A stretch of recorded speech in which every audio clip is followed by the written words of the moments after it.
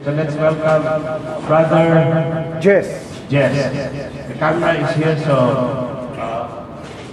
you will be seen worldwide later on. Tapon po. Let me congratulate first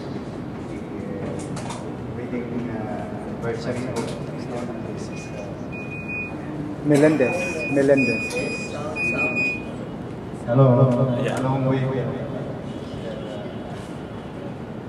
Jake, for members of this worldwide foundation, God our Father, Mr. Cortez, and the rest of the members, magandang hapon po.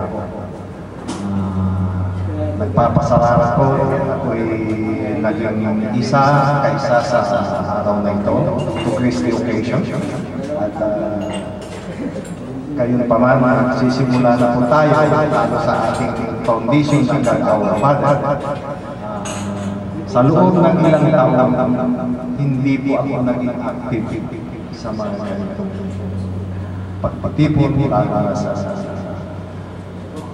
religious organization. Although may man, hindi po naging kontahin po sa nasa isang bansa ako na bawa. Magkagaruman, hindi po ako naikaya na ipagpalit ang ating Panginoon sa kabila ng material things. No, I did not. Otherwise, yes, I enjoy the fame, glory, and the luxuries of God. No, I did not. Ngayon, although nag-iisa na rin sa buhay, I lost my wife, naging maayos pa rin ang buhay namin, economically, kasi naging matagal din kami noon for almost 29 years. Pero hindi ko po pinagpalit sa kabila ng karangyaan at hanggang ngayon, ito po pa rin tayo. Isa po tayong houseboy sa bahay, nag-iisa, taking care of the kids, and my grandson, daughter, lahat po.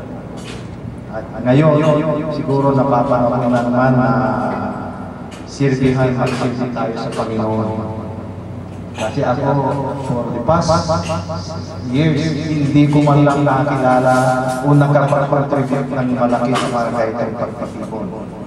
Kaya pagka may naririnig ako, ano man ang laman ng usap ko, kahit isang singsing ibibigay ko. Kasi hindi ako nakapagbigay ko, bawal pati ang isa. Hinuhuli kami. Kaya sana naman po, kahit tayong mga kasama natin ngayon, kaya sinasabi ko sa kanila, lalo na sa mapupuring, kapag nagbibigay ng kahit kung ano man yung may ibigay natin. More pleasing to come. Kapag nagbigay ka, mas malaki ang kapatid. Hindi ko na magtatagal dahil alam ko marami akong magsasalita at maraming salamat po. Nawa po lahat tayo, we will be blessed and our common goal is to serve Him. Magandang hapon po. Thank you. Thank you.